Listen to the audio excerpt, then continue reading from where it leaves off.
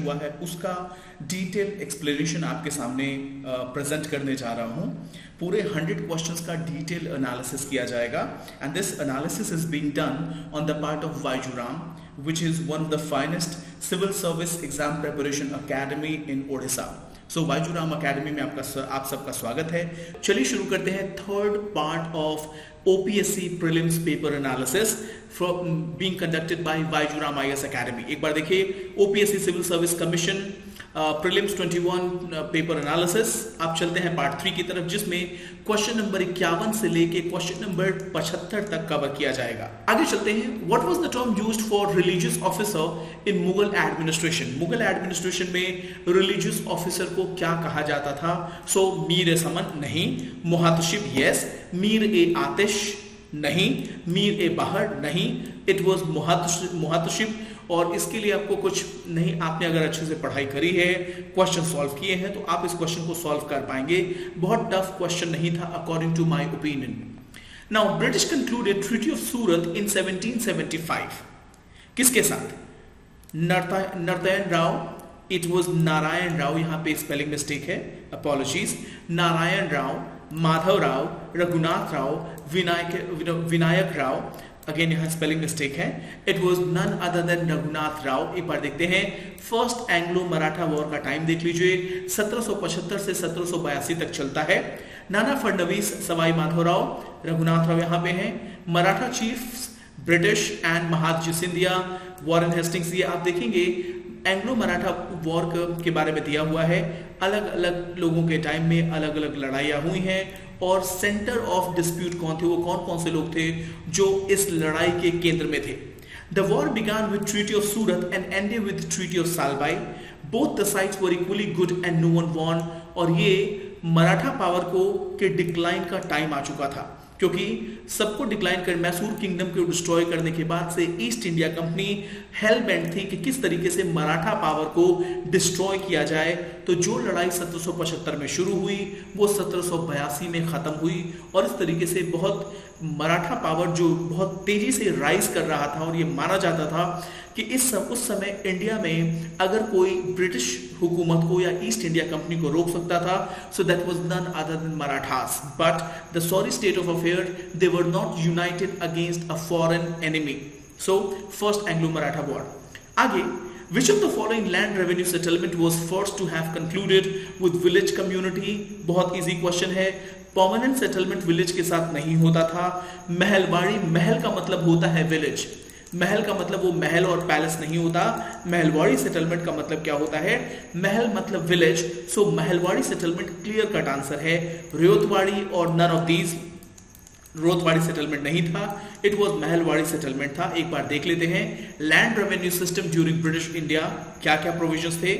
Mahalwari system को पंजाब, उत्तर प्रदेश में implement किया गया था।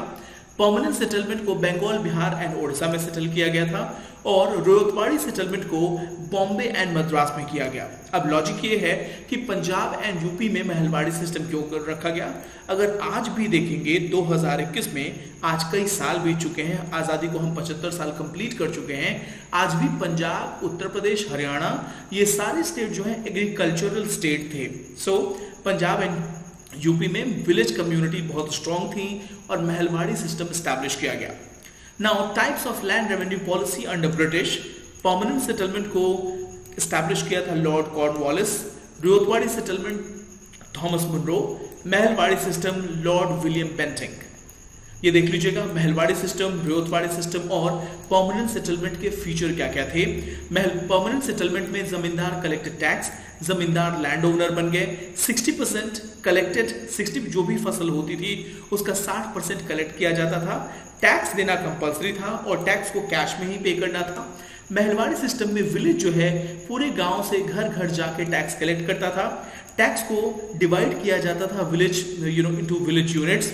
टैक्स कलेक्टेड, जो टैक्स कलेक्ट होता था उसको कंपनी को दिया जाता था और एक्सेसिव टैक्स रेट था। रोहतवाड़ी सेटलमेंट में टैक्स को डायरेक्टली फार्मर से कलेक्ट किया जाता था ओनरशिप फार्मर्स की होती थी। रोयतवाड़ी का मतलब क्या है, इसमें किसानों को एक पट्टा दिया जाता था, किसानों को एक पेपर पे लिखित दिया जाता था, पट्टेदार होते थे। टैक्स रेट को कभी भी इंक्रीज किया जा सकता था और टैक्स रेट तीनों ही मामलों में बहुत ही एक्सेसिव थे। सो ये आपको बहुत अच्छा इंफोग्राफिक है फ्रॉम बाजीराव IAS एकेडमी, आपके बहुत काम आएगा और आपकी अंडरस्टैंडिंग को बहुत क्लियर करेगा ये। आगे चलते हैं। What was the title of first newspaper published by James Augustus Hickey? So it was Bengal Gazette. Madras Courier नहीं था, कलकत्ता क्रॉनिकल, बंगाल जर्नल नहीं था, it was Bengal Gazette. And ये है James Hicky, Hicky's Bengal Gazette और the Original Calcutta General Advertiser. He was the one man जिन्होंने East India Company की कब्र खोदने का काम किया। He was the one man on one side and entire East India Company on other side. और इन्होंने न्यूज़पेपर के साथ साथ खिलाफत शुरू की, किसकी? माइटी ब्रिटिश अंपायर की, माइटी ईस्ट इंडिया कंपनी की। Who compared the Salt March of Gandhi to Napoleon's march to Paris on his return from Elba? It was none other than Subhash Chandra Bose. So इस question में ज्यादा कुछ नहीं रखा हुआ है और आगे चलते हैं। Who founded Deccan Educational Society को किसने फाउंड किया था? Mahadev Govind Ranade, G.K. Gokhale, Dadabhai Naoroji and none of them. अगर देखा जाए तो पहला इंपल्स जैसे ही हम ये क्वेश्चन सुनते हैं हमें लगता है महादेव गोविंद रानाडे और G.K. गोखले होंगे, क्योंकि ये दोनों ही महाराष्ट्र से बिलोंग करते हैं। दादा भाई नौरोजी का नाम हमने कभी सुना नहीं है डेक्कन एजुकेशनल सोसाइटी से, लेकिन तीनों के तीनों ऑप्शंस गलत हैं। चौथा ऑप्शन सही है, नन ऑफ देम। एक बार हम देखते हैं डेक्कन एजुकेशनल सोसाइटी को किसने एस्टैब्लिश किया था। विष्णु शास्त्री चिपलुंकर, लोकमान्य बाल गंगाधर तिलक। यहाँ पे गोखले और तिलक में कंफ्यूज मत होइएगा, ये G.K. गोखले का नाम दिया गया था, लेकिन लोकमान्य बाल गंगाधर तिलक, गोपाल गणेश आगरकर, माधव बल्लाल नामजोशी एंड वमन शिवराम आप्टे, इनका क्रेडिट था डेक्कन एजुकेशनल सोसाइटी को एस्टैब्लिश करने में, न कि महादेव गोविंद रानाडे और G.K. गोखले और Dadabhai Naoroji. So please be careful इस क्वेश्चन में मुझे लगता है कि बहुत से स्टूडेंट्स ने कंफ्यूजन में आके क्वेश्चंस को गलत किया होगा। Who was the chairman of the first famine commission in 1880? Sir MacDonald, no. J.B. Lyall, no. T.M. Morrison, no. It was Sir Richard Strachey. एक बार देख लीजिएगा, ये बंगाल फैमीन का कुछ भयानक इमेज आपके सामने है, दिल दहला देने वाला इमेज है, और ये दिखाता है किस तरीके से ब्रिटिश हुकूमत ने इंडिया के रिसोर्सेज को लूटा, प्लंडर किया और उससे ब्रिटिश के इंडस्ट्रियल रिवॉल्यूशन को सपोर्ट किया। अगर इंग्लैंड में इंडस्ट्रियल रिवॉल्यूशन शुरू हुआ तो वो कैसे शुरू हुआ? इंडिया के रिसोर्सेज को लूटा गया, प्लंडर किया गया और उसके बाद से इंग्लैंड में इंडस्ट्रियल रिवॉल्यूशन का दौर शुरू हुआ। ये देख लीजिए, ये कोई इमेज नहीं है, कोई पिक्चर नहीं है, ये रियलिटी है और ऐसे बहुत से इमेजेस हैं जो गूगल पे अवेलेबल है। दे आर ओरिजिनल इमेजेस जो बंगाल फैमीन के भयानकता को और त्रासदी को दिखाते हैं। बंगाल फैमीन इसलिए नहीं हुआ था कि उस साल खेती नहीं हुई थी। The reality is, the real picture is that British East India Company looted and plundered and diverted entire resources, to foreign shores.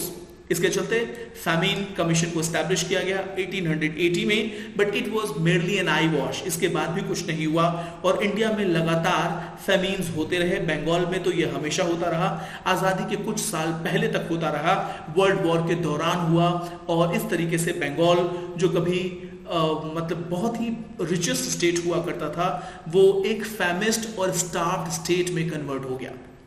58। अब चलते हैं। The middle Himalayan range originated in Miocene period, ये करेक्ट आंसर है, not Eocene, Oligocene and Pliocene.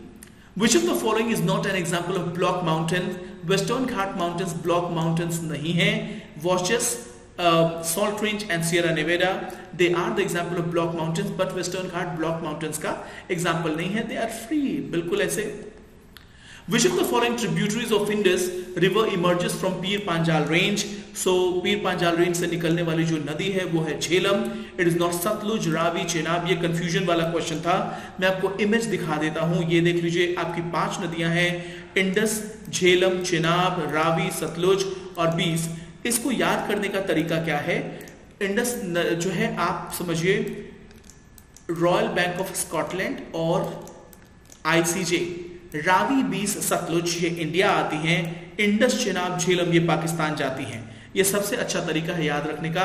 Indus Chenab Jhelum क्या है, पाकिस्तान जाती हैं, और रावी बीच सतलुज ये इंडिया आती हैं, क्योंकि 1960 में इंडस वाटर कमीशन को स्टैब्लिश किया गया था under the leadership of world bank. India Pakistan के बीच में इंडस रिवर, इंडिया और उसकी सहायक नदियों के जल बंटवारे को लेकर विवाद हुआ था, जिसके चलते वर्ल्ड बैंक ने लीडरशिप की कमान थामी, और यह पहली बार था कि वर्ल्ड बैंक इस तरीके के डिस्प्यूट को रिजॉल्व करने के लिए आगे आया था।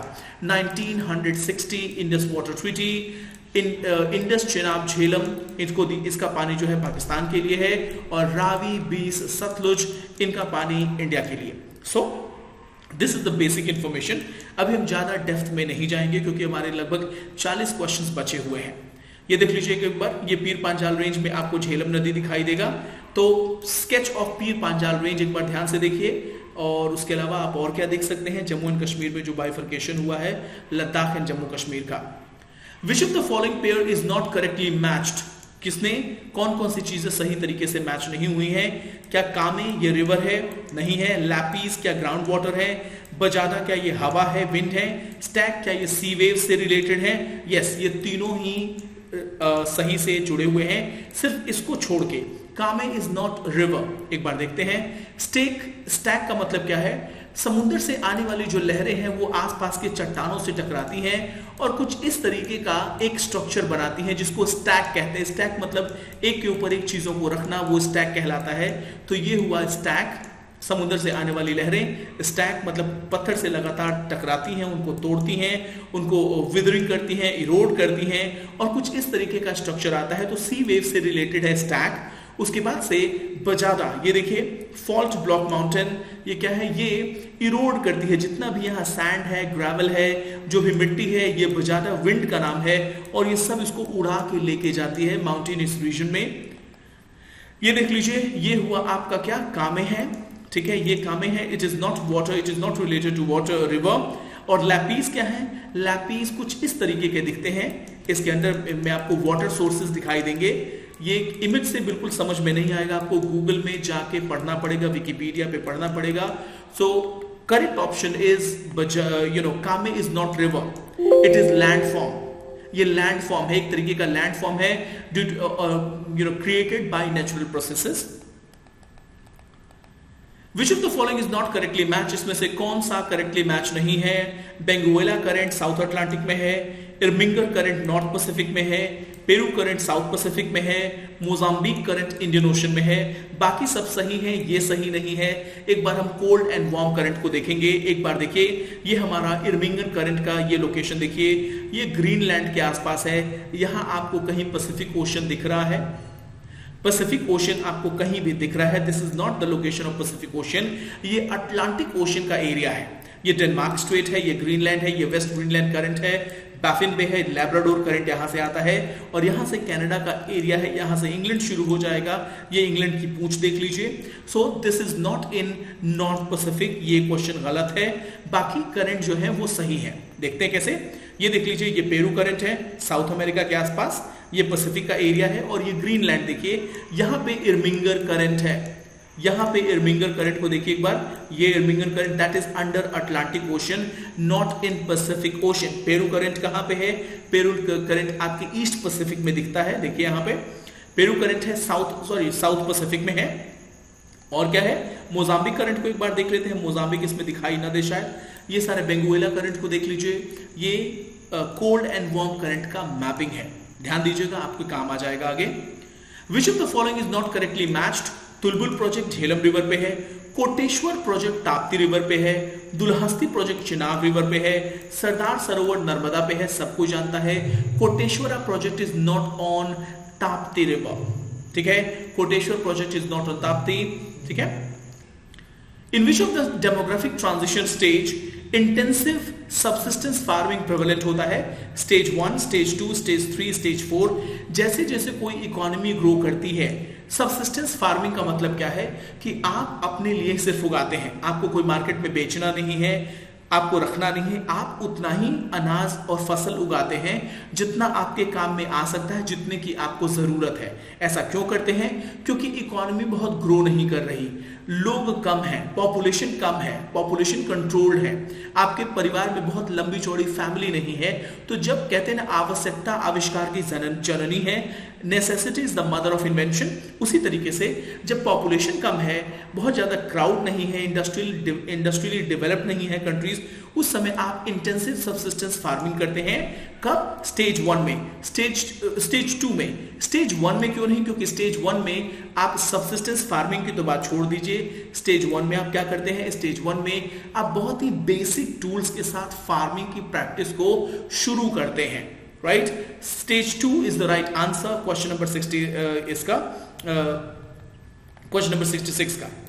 Now this question is at noon, it is noon at Greenwich, what will be the time at place situated at 60 degree east longitude?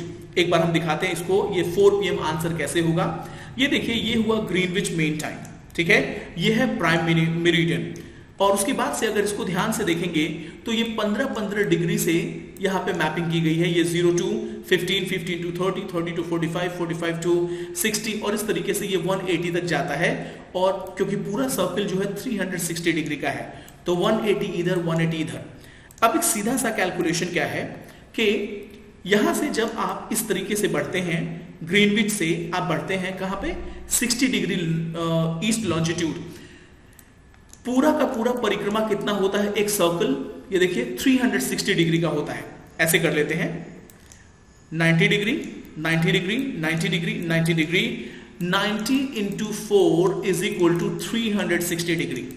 अब 360 डिग्री को 360 डिग्री को जरा 24 से डिवाइड कीजिए, 12 दूना 24 एंड 12 तिया 36, 2 30, 2 15, यानी कि 1 घंटे में 15 डिग्री आप चलेंगे, तो 60 डिग्री जाने में कितना लगेगा? 15 डिग्री इंटू 4 यानी 4 घंटे। अब 12 बजे आप ग्रीनविच पे खड़े थे, 15 डिग्री यानी 1 घंटा, 30 डिग्री 2 घंटा, 45 डिग्री यानी कि 3 घंटा, और 60 डिग्री यानी 4 घंटा, तो 4 बजे के करीब जो है आप 60 डिग्री ईस्ट लॉन्जिट्यूड में खड़े होंगे, यानी कि 15, 30, 45, 60, यहां पे आप 60 डिग्री लॉन्जिट्यूड पे खड़े होंगे 4 घंटे में। 1 घंटे का मतलब यह है 15 डिग्री। आगे चलते हैं। What is the significance of Dakshin Gangotri? It is a research station near South Gangotri Glacier over Himalayas. नहीं, it is a research station south of river Ganga, बिल्कुल भी नहीं है। ये साइंटिफिक बेस स्टेशन है अंटार्कटिका में, इसीलिए दक्षिण गंगोत्री इंपॉर्टेंट है।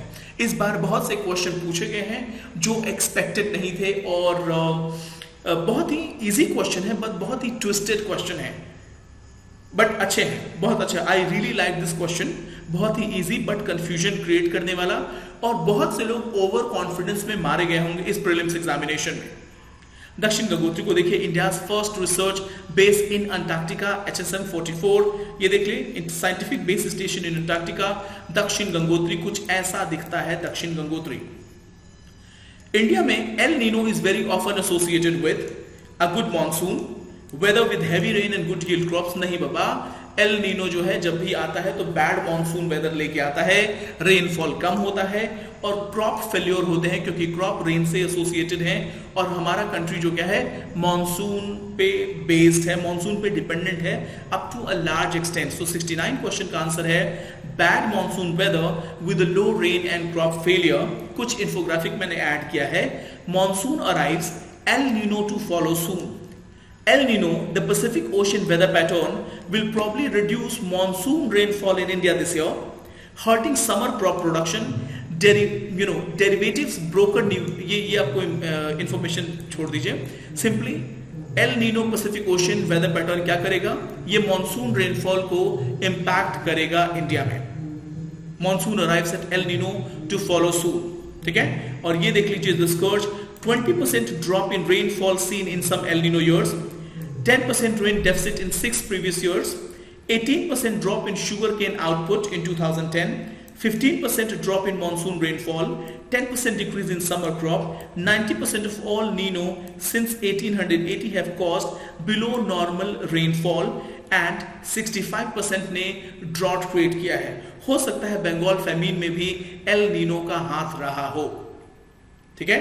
Monsoon rainfall, I am sure El Nino का कॉन्सेप्ट आपको क्लियर हो चुका होगा। In the atmosphere which of the following carries ozone layer, कौन से लेयर में होता है? एक्सोस्फीयर बिल्कुल भी नहीं, ये सबसे ऊपर वाला लेयर है।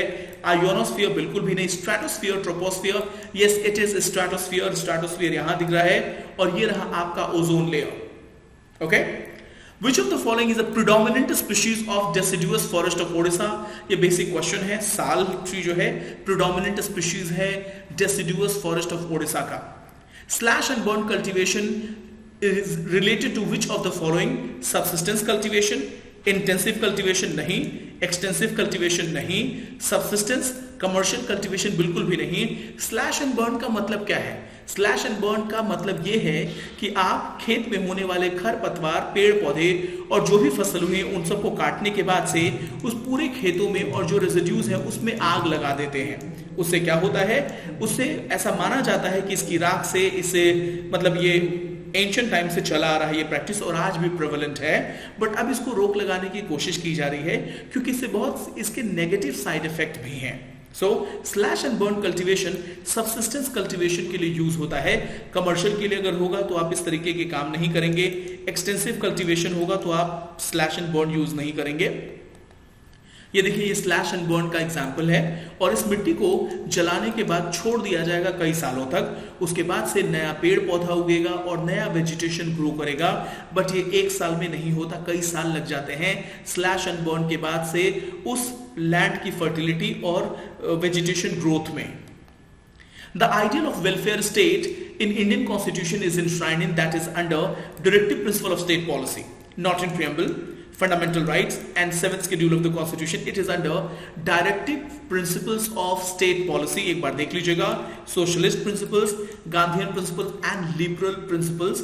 और ये रहा आपका directive principle of state policy के कुछ इंपॉर्टेंट प्रोविजन आपके सामने हैं। 36 से लेके कुछ इंपॉर्टेंट नहीं, सारे के सारे प्रोविजन हैं 36 से लेके 51 तक, राइट। ये सारे प्रोविजन हैं जो राज्य के नीति निर्देशक तत्व हैं जो पॉलिसी फॉर्मुलेशन में ध्यान में रखने चाहिए।